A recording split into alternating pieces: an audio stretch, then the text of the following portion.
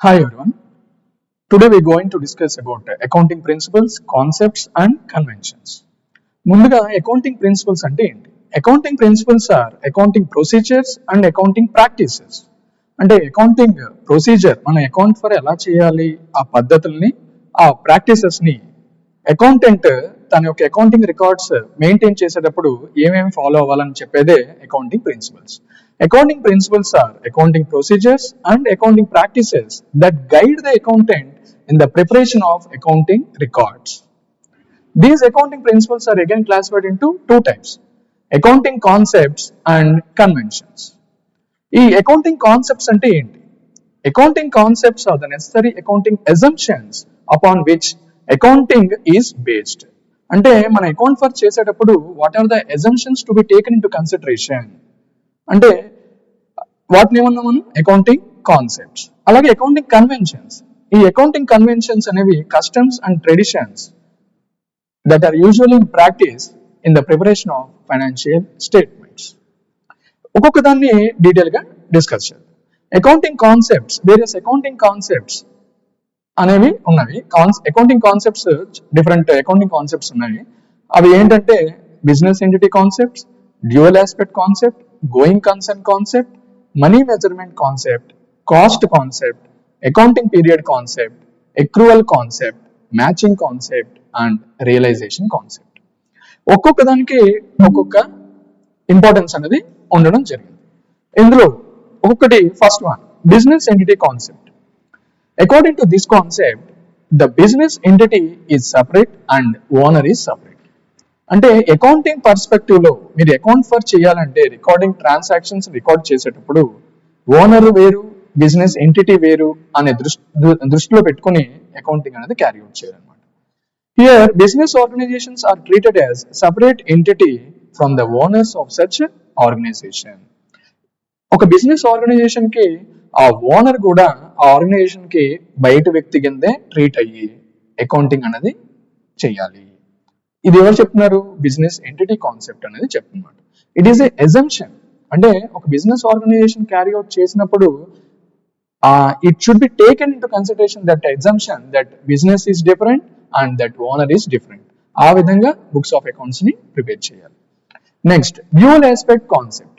According to this concept, ఈ concept అనేది completely based on double entry system of book keeping. Dual aspect concept అనేది double entry system of book keeping మీద depend అయ్యి చెప్పడం జరిగింది అనమాట.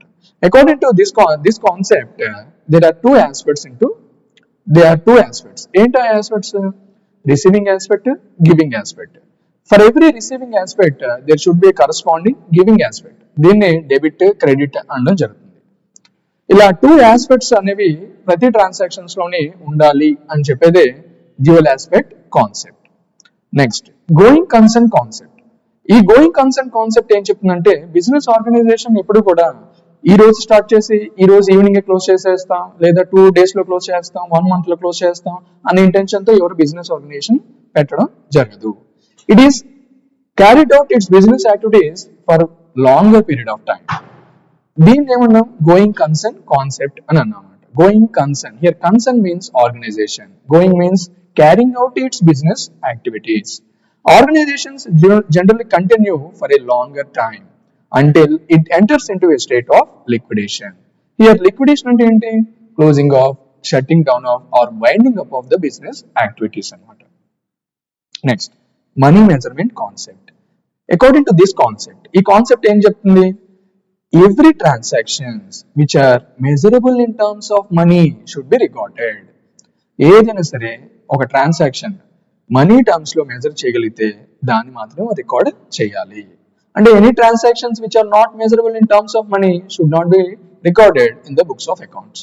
అంటే ఫర్ ఎగ్జాంపుల్, మీరు ఒక బుక్ కొనడానికి షాప్కి వెళ్ళినప్పుడు అక్కడ మీరు పర్చేస్ చేయగలిగినటువంటి బుక్ మీకు కనబడింది అనుకోండి, then it is automatically a financial transaction, it should be recorded. Otherwise మీరు చూసారు, మీకు కావాల్సిన బుక్ అక్కడ లేదు, మీరు వెంటనే చూసి వచ్చేసారు అంతే. అక్కడ మీకు మనీ ఇన్వాల్వ్మెంట్ ఏమైనా జరిగిందా? పర్చేస్ ఏమైనా జరిగిందా? జరగలేదు. Then here no transaction, here the transaction does not expressed in terms of money, so such transactions will not be recorded. And next, cost concept. According to this concept, the assets are recorded at its purchase price. అంటే మీరు ఏ price కి అయితే మీరు assets ని కొన్నారో ఆ price కి ఆ assets ని రికార్డ్ చేయాలి. During the course of that time మీరు యూసేజ్ కాస్ట్ అంటే that asset will decrease its value on usage అంటే దీని ఏమన్నా depreciation. So assets should be recorded at cost reduces systematically through depreciation. అంటే డ్యూరింగ్ ద ఇయర్ బిగినింగ్ లో మీరు asset కొన్నారు, year ending లో అది ఎంతైతే దాని యొక్క వాల్యూ డిక్రీజ్ అయిందో అది మన వాల్యూ క్యాలిక్యులేట్ చేసి ఆ కాస్ట్ నుంచి డిప్రిసియేషన్ అమౌంట్ మనం తీసేయాలి. All these explained as cost concept. Next, accounting period concept. According to this concept, the business should carry out business activities for a specific period. ఎంత period కి అయితే మనం business carry out చేస్తున్నామో అంటే books of accounts మనం carry out చేస్తున్నామో దీన్ని accounting period concept అంటాం అనమాట. The period for which books of accounts are being prepared in order to ascertain the financial performance of the organization is accounting period. Here, accounting period means the period for which the books of accounts are being prepared. A period కి అయితే మీరు books of accounts మనం prepare చేసామో ఆ period ని accounting period అన్నారు. This generally comes this time period to the extent of 12 months period. దీని time period ఎంత ఉందో జనరల్ గా ఏ ఆర్గనైజేషన్ అన్నా 12 months అనేది మెయింటైన్ చేయడం జరుగుతుంది అనమాట. ఈ పీరియడ్ లో మనం ఎందుకని బుక్స్ ఆఫ్ అకౌంట్స్ మనం మెయింటైన్ చేస్తున్నాం? In order to ascertain the financial performance mean the result. Performance means అక్కడ ఫైనాన్షియల్ రిజల్ట్ ఏంటి అంటే ప్రాఫిట్ వచ్చిందా లాస్ వచ్చిందా అని డిటర్మైన్ చేయడమే financial performance. Usually it is 12 months and accounting books are closed at the end of such period. మనం discuss చేసినట్టుగా accounting period a business organization ఎంత పీరియడ్ మెయింటైన్ చేస్తుంది? Minimum 12 months. Next, accrual concept. ఈ ఎక్రూవల్ concept గురించి మనం discuss చేసే ముందు అసలు సిస్టమ్ ఆఫ్ అకౌంటింగ్ అనేది తెలియాలి. ఎన్ని methods of system of accounting ఉన్నాయి? There are 2 systems of accounting. ఏంటో system? Cash system of accounting and next mercantile system of accounting. Cash system of accounting లో ఏం జరుగుతుందంటే receipts, revenue or expenses are recorded as and when the cash has been received or paid. అంటే physical గా cash వెళ్తుందా then it is treated as expenditure. Physical గా cash మన organization వస్తుందా then it is regarded as receipt or revenue. అంటే irrespective of the time period to which that receipts or payments belongs. అంటే మనం ఎప్పుడైతే receive చేసుకున్నాం అన్నదే ఇక్కడ పాయింట్ ఆఫ్ కన్సిడరేషన్ తీసుకుంటామే తప్ప అది ఏ పీరియడ్ సంబంధించింది అన్నది మనం దృష్టిలో పెట్టుకోము. అలాగా మీరు కనుక ఆ సిస్టమ్ ఆఫ్ అకౌంటింగ్ మెయింటైన్ చేస్తే it is called as cash system of accounting. And next mercantile system of accounting. ఈ మర్చెంటైల్ సిస్టమ్ లో మీరు పీరియడ్ మీద ఫోకస్ చేస్తామే తప్ప రిసిట్స్ పేమెంట్స్ మీద మనం ఫోకస్ చేయం. అంటే ఇక్కడ here revenues and expenses are recorded on period basis. ఈ సంవత్సరం నేను రెవెన్యూ సేవ్ చేశాను, ఈ సంవత్సరం డబ్బులు వచ్చినాయా లేదు, అయినా సరే నేను ఆ రెవెన్యూ కింద రికార్డ్ చేస్తాను. Okay, next expenses. ఈ సంవత్సరం నేను శాలరీస్ ఇవ్వాలి, ఇచ్చానా ఇవ్వలేదు, బట్ ఈ సంవత్సరం ఇవ్వాల్సినట్టుగా రికార్డ్ చేయడం జరుగుతుంది. Because here mercantile system of accounting లో మనం పీరియడ్ మీద ఫోకస్ చేస్తామే తప్ప యాక్చువల్ గా క్యాష్ పే చేసామా లేదా వచ్చిందా అన్న దాని మీద కన్సిడరేషన్ తీసుకోం. ఇక్కడ accrued means here service has been incurred or revenue సంబంధించిన లేదా గూడ్స్ సంబంధించిన సర్వీస్ సంబంధించిన or goods with regard to sale కి సంబంధించిన ట్రాన్సాక్షన్స్ ఇంకర్ అయినప్పుడు that transactions for that period has been accrued. But amount వచ్చిందా రాలేదు, కానీ మనం ఏం చేయాలి? ఆ పీరియడ్ సంబంధించింది కాబట్టి ఆ పీరియడ్ లోనే మన రెవెన్యూ రికగ్నైజ్ చేయాలి లేదా ఎక్స్పెండిచర్ ని పే చేసినట్టుగా రికగ్నైజ్ చేయాలి. This concept is called as mercantile system of accounting and this comes under accrual concept. This is called as accrual concept. Thus, accrual concept follows mercantile system of accounting. అక్కడ business organization mercantile system of accounting follow అవుతుంది అంటే accrual concept follow అవుతున్నట్టే లెక్క. Done. Next next concept is matching concept. ఈ matching concept ఏం చెప్తుందంటే there should be match between what revenue and expenses. అంటే మనం రెవెన్యూ జనరేట్ చేయడం కోసం ఎంతైతే ఖర్చు పెట్టామో ఆ ఖర్చును కూడా మీరు రికార్డ్ చేయాలి. మీరు రెవెన్యూ జనరేట్ చేసాము కానీ మేము ఖర్చులను రికార్డ్ చేయము. ఆ రెవెన్యూ జనరేట్ చేయడానికి ఎంతైతే ఖర్చు పెట్టారో ఆ ఖర్చును కూడా మీరు రికార్డ్ చేయాలి. ఇక్కడ మ్యాచింగ్ అంటే రెవెన్యూ నాకు ₹1,00,000 వచ్చింది, అలాగే ఎక్స్పెండిచర్ కూడా మ్యాచ్ చేయమన్నారు, అందువల్ల ఎక్స్పెండిచర్ కూడా నేను 1,00,000 మ్యాచ్ చేసేస్తాను అంటే మీకు ప్రాఫిట్ ఏమి ఉండదు అక్కడ. ఇక్కడ revenue should match with the expenses or expenses and revenue should be match అన్నామంటే మీరు ఎప్పుడైతే రెవెన్యూ రికగ్నైజ్ చేస్తున్నారో ఆ రెవెన్యూ రికగ్నైజ్ చేయడానికి సాధించడం కోసం మీరు ఏదైతే ఖర్చులు ఇంకర్ చేశారో ఆ ఖర్చును కూడా రికార్డ్ చేయమని చెప్పేదే matching concept. Here same amount match అవ్వాలని కాదు, దట్ రెవెన్యూ ఆ రెవెన్యూ జనరేట్ అవ్వడం కోసం మీరు ఇంకర్ చేసిన ఖర్చుల్ని రెండింటిని కూడా రికార్డ్ చేయాలని చెప్తుంది matching concept. So match the revenues with cost incurred to generate such revenue in order to ascertain the result of the business concern. Concern means organization. ఇక్కడ రిజల్ట్ అన్నాం. What is that result? Ascertainment of result of what? Here profit and loss. దీన్నే financial performance అని కూడా అనడం జరుగుతుంది. And next realization concept. What is this realization concept? Here, realization of what? Revenue. Revenue should be taken into consideration. Revenue should be recognized when actually realized. మీరు జనరల్గా యాక్చువల్గా మీకు revenue realise అయినప్పుడు మాత్రమే ఆ రెవెన్యూని మీరు రికగ్నైజ్ చేయాలి మీ బుక్స్ ఆఫ్ అకౌంట్స్లో. Or there is a certainty that revenue will be realized. What is this? ఇక్కడ సెర్టైనిటీ, మనకి రెవెన్యూ రాలేదు కానీ వస్తుందనే కన్ఫార్మిటీ మనకుంది. So mercantile concept of accounting ప్రకారంగా, మెర్చెంటైల్ సిస్టమ్ ఆఫ్ అకౌంటింగ్ ప్రకారంగా మనం ఏం చెప్తాం? ఖచ్చితంగా దాన్ని రికార్డ్ చేస్తాం. అది బికాస్ అక్కడ పీరియడ్ బేసిస్ లో దాన్ని మనం దృష్టిలో పెట్టుకోవడం జరుగుతుంది అన్నమాట.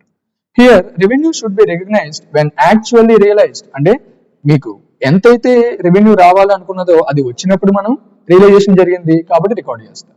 లేదా రాలేదు but there is a certainty, ఖచ్చితంగా వస్తుందని కన్ఫార్మిటీ మీకు ఉంది, అప్పుడు కూడా మీరు రెవెన్యూని రికగ్నైజ్ చేస్తాము. Next, so actual receipt of cash is not necessary if certainty exist. అంటే మీకు సెర్టైనిటీగా కన్ఫామ్ గా వస్తుందని కన్ఫార్మిటీ మీకు ఉంటే automatically you can recognize that revenue to be shown in the financial statements. According to what concept? All these explained realization concept. With this, all the concepts has been completed. Next, accounting conventions. Accounting conventions అంటే ఏంటి? Accounting conventions are the customs and traditions that guide in the preparation of your books of accounts. అంటే మీ books of accounts prepare చేసేటప్పుడు ఎలాంటి customs and traditions అంటే usual practices ఏమైతే ఉన్నాయో అవి మీరు దృష్టిలో పెట్టుకుని బుక్స్ ఆఫ్ అకౌంట్స్ మెయింటైన్ చేయాలి. These conventions are 4 in number. What are those conventions? Convention of disclosure, convention of materiality, convention of consistency and convention of conservatism. So ఇవన్నీ ఏంటి అనేది ఒకటి మనం డీటెయిల్ గా డిస్కస్ చేద్దాం. Convention of disclosure. According to this convention, whatever the information which is significant in nature should be disclosed in full and complete. Complete information మనం financial statements లో information ని చూపించాలి. దేనికోసం? In order to take decisions by the in order to take effective decisions by the users of financial statements. అదే చెప్తున్నాను చూడండి. Accounting statements discloses the significant information fully and completely because of what? Based on which decisions will be taken by various parties. Who are those various parties? Users of financial statements. ఎవరు ఉంటారు users of financial statements? Creditors, banks, investors, management and owners. ఇలా different parties అందరినీ కూడా మన users of financial statements అని అనడం జరుగుతుంది అనమాట. వాళ్ళు ఎఫెక్టివ్ గా డెసిషన్స్ తీసుకోవాలి అంటే వాళ్ళకి ఏం కావాలి? ఇన్ఫర్మేషన్ కావాలి. అలాంటి ఇన్ఫర్మేషన్ ఫుల్ గా డిస్క్లోజ్ చేయాలి అండ్ కంప్లీట్ గా డిస్క్లోజ్ చేయమని చెప్పేదే convention of disclosure. And next, convention of materiality. What is this convention of materiality? What is this materiality first? Material means important, significant. What is those significant? ఏ transactions or ఏ information అయితే users of financial statements యొక్క decisions ని ప్రభావితం చేస్తుందో అలాంటి వాటి information ని మనం ఏమంటాం? మెటీరియల్ ఇన్ఫర్మేషన్ అంటాం. Here material means importance, significance of what? Financial information. Materiality principle involves identification of important information. Those must identification of important information which influences the decision making of users of financial statement. Full disclosure కి materiality కి ఒక main difference ఇక్కడే ఉంటుంది. Full disclosure లో మనం ఏం చేస్తాం? Significant information మనం ఫుల్ గా డిస్క్లోజ్ చేస్తాం. అందులో ఇక్కడ మెటీరియాలిటీలో ఇంపార్టెంట్ ఇన్ఫర్మేషన్ మాత్రం ఎట్ల పరిస్థితుల్లో కూడా స్కిప్ అవ్వకుండా చూస్తాం అనమాట. బికాస్ ఇంపార్టెంట్ ఏది మెటీరియాలిటీ అని అనుకుంటున్నాం మనం? ఆ ఇన్ఫర్మేషన్ ఏదైతే యూజర్స్ ఆఫ్ ఫైనాన్షియల్ స్టేట్మెంట్ యొక్క డెసిషన్ మేకింగ్ ని ఇన్ఫ్లుయెన్స్ చేస్తుందని అనుకుంటామో those definitely should be taken as material items and those must be disclosed in the financial statements without any negligence. And next, unimportant information మనం ఏం చేస్తాం? It should be merged with other information. Okay. Next, convention of consistency. What is this convention of consistency? అసలు consistency ఏంటి? This consistency convention facilitates easy comparison of financial performance of an entity.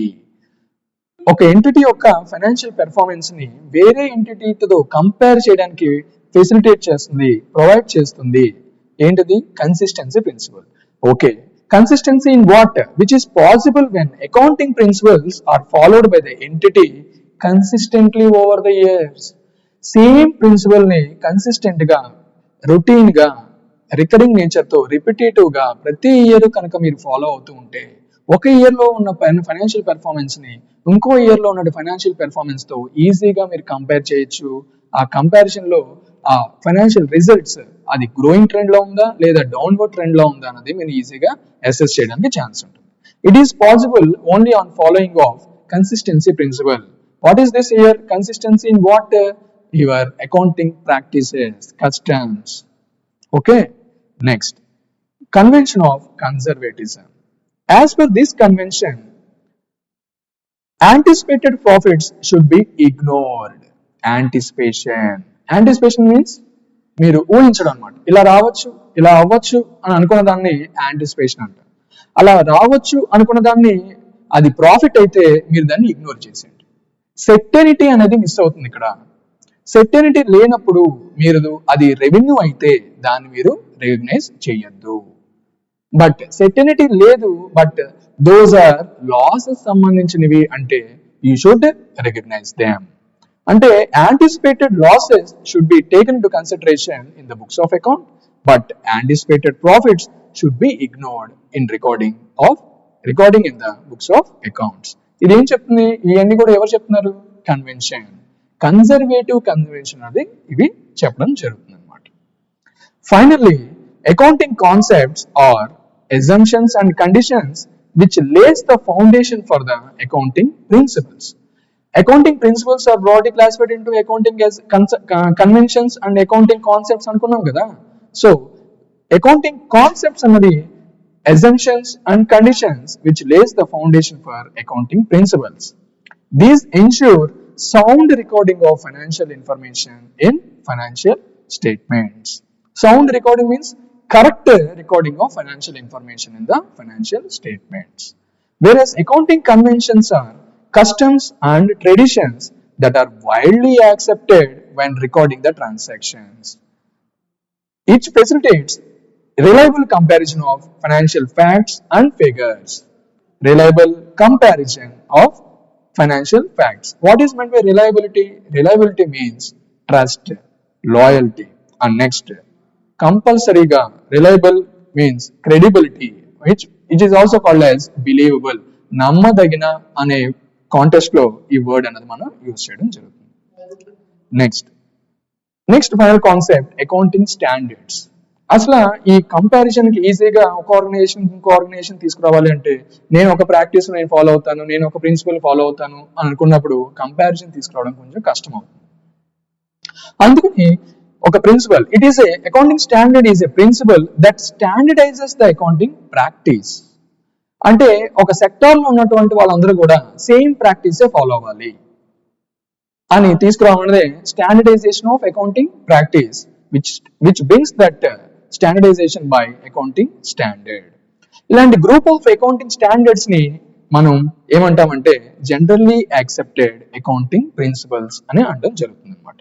The group of those standards that are widely accepted to a particular field of accounting are called as generally accepted accounting principles. ఎప్పుడైతే మనం ఈ standardisation తీసుకొచ్చామో మనం ముందుగా చెప్పినట్టు ఒక organisation కి ఇంకో organisation కి కంపారిజన్ చేయడానికి స్కోప్ ఉంటుంది.